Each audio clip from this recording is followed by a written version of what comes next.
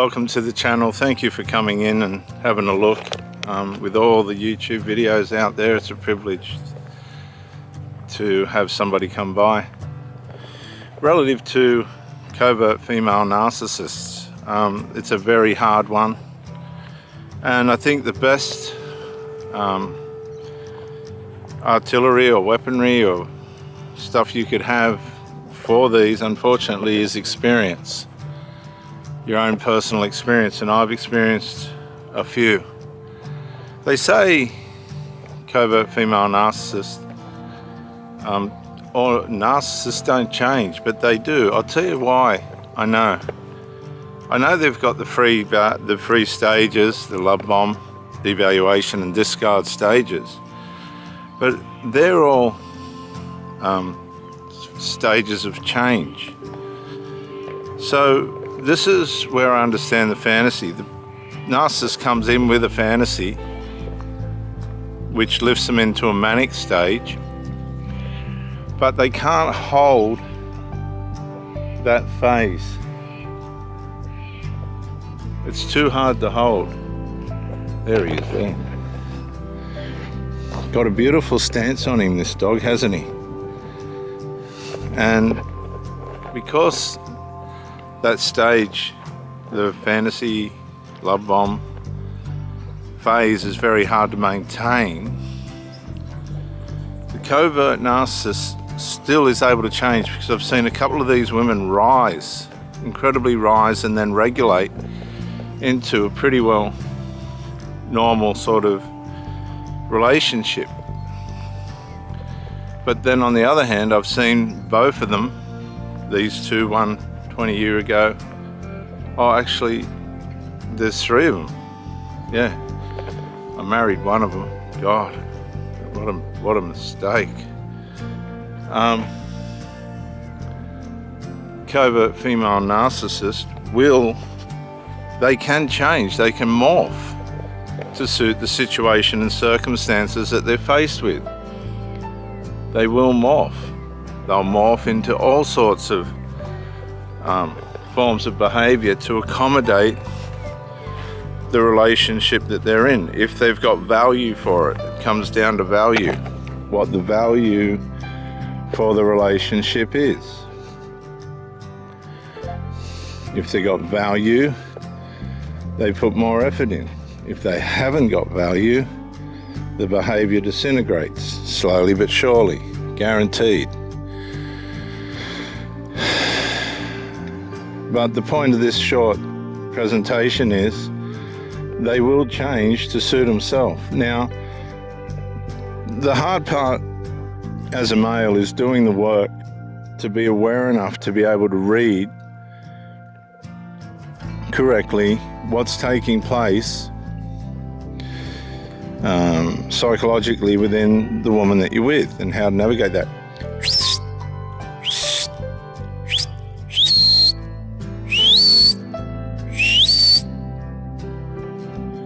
Here he comes, look.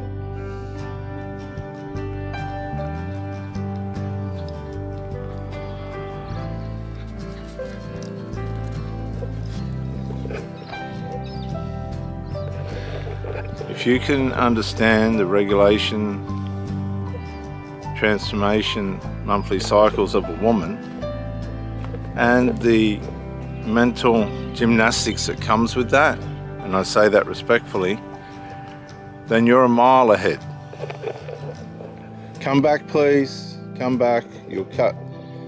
Those things are like razors, those oysters. Come back. Now. Get up. Get up there. Vet bills. No thanks. And see that discipline? A little smack on the bum and he's back out. That saves trouble.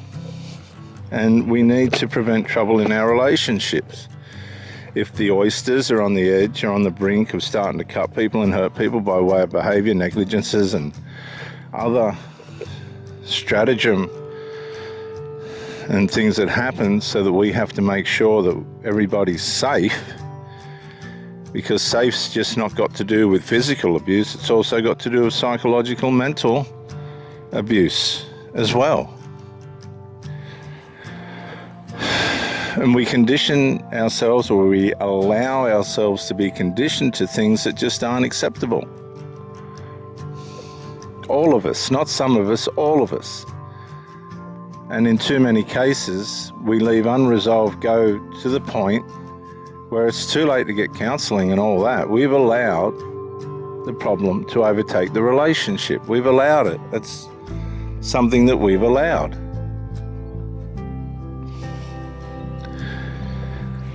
Yes, there are people that are so clever that they know how to trauma bond you and then condition you to put up with their negligences. You've got to understand how complicated and how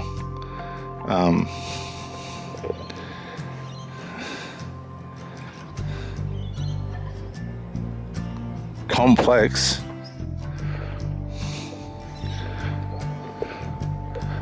the dysfunctionalisms are in a relationship. And a lot of men just don't do the work. They just don't understand how complex and magnificently complex these things are, and how to navigate them in a way in which keeps everybody safe, as I said, and healthy.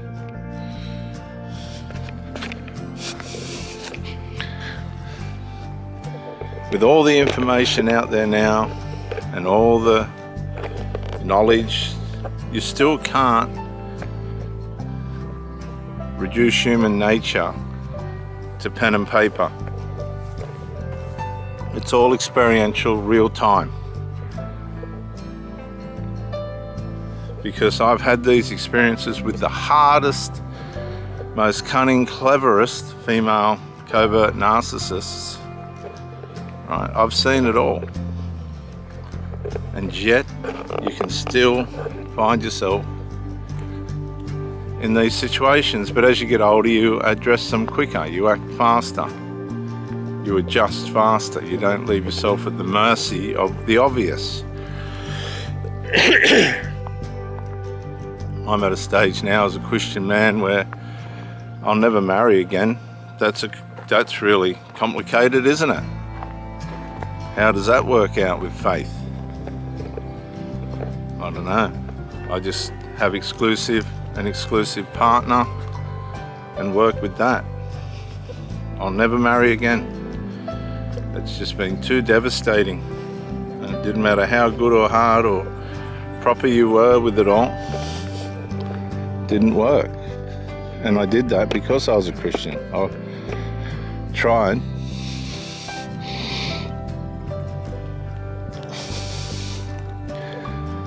And so I just don't think some people are meant to be married. I don't think some people are designed to be married. I think they're too liberal. They don't like to be pinned down. They want the relationship, but not to be pinned down. You can be exclusive and as faithful, if not more faithful, than people are married. I'm not trying to reduce marriage to something that's negative. I think it's wonderful having such a commitment. But if that commitment's not backed up by moral integrity and the practices that are required to make a marriage work, then again, you find yourself in a situation that's going to fail.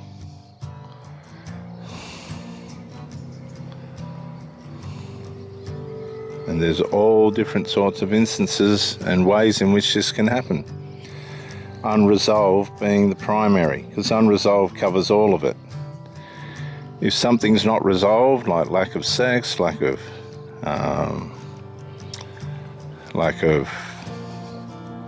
financial problems, negligences, and all these other things, so many different things that can aggravate the partner, then it's going to go down. It's going to go down in a heap. And you can't criticize the person. If you're in a relationship with somebody and it's just continually showing evidence that it's not going to work, you've got to let that person go, particularly if there's people around that person collapsing, psychologically collapsing, because they're just not used to seeing the levels of attention and love that you might bring. People become, they're not accustomed to it. They're only accustomed to toxicity and abuse. And so, you know, it can get very traumatizing for different people around that person if the one that you're with starts to see the light, and you can see them going themselves, I'm out of this lifestyle, I want to go with what's happening here. But it's very hard for them to break away. How many times can a black sheep break away? Well, I think a black sheep evolves. I think they can break away at 7 different levels. They can break away from the self, they can break away from the family unit, they can break away from then exterior relationships around that.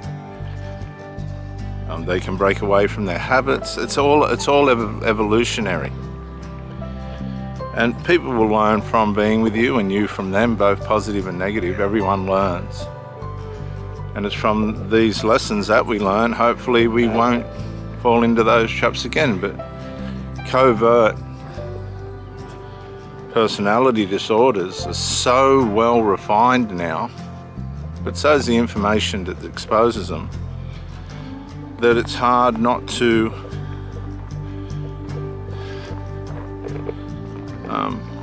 end up in one of those situations. You've got to try and avoid it as best as you can. And that comes with integrity, transparency, doing the right thing, keeping all areas clear from trouble and hostility, and working from there. The covert female narcissist is, I think, not much different to the covert male narcissist. It's just that the males will put up with a little bit more than the females if they like the narcissist.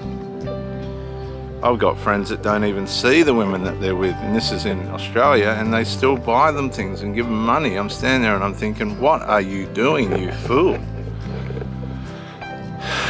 That just then enables the behavior. And this is another common element to people not developing. One of the best things you could do for somebody that really isn't getting it together and doesn't look like they're going to is give them the reason why and let them go. Just let them go. And stay on track with yourself.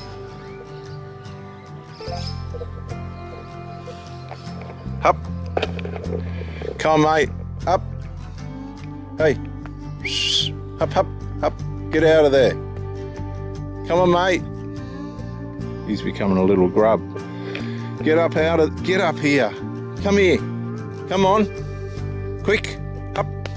Come on. Get over here. Yeah, the best thing you can do is let the person go, and if they want to learn, they learn. If they don't, they just go back into the darkness, like Dracula with a cross pointed at him, and he just goes back into the darkness and disintegrates more. Some people are happy to live a very low level of life. It's easier for them. They don't want to rise. It suits them to be that way. But they'll investigate what the higher energies of life are like if they meet somebody in it. I've seen them do it. They come in and they're fascinated by it.